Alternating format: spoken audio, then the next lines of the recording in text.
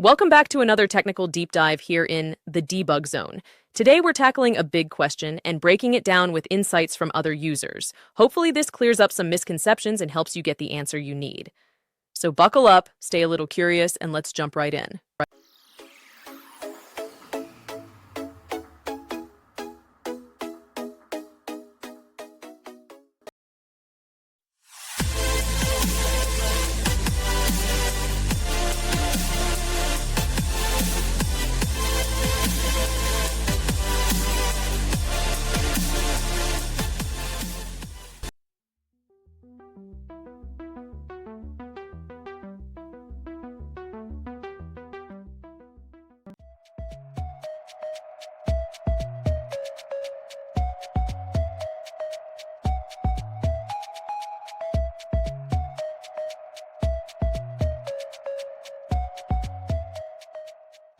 And that's a wrap. I hope you found the answer you were looking for. If you did, take a second to hit that subscribe button. It really helps out.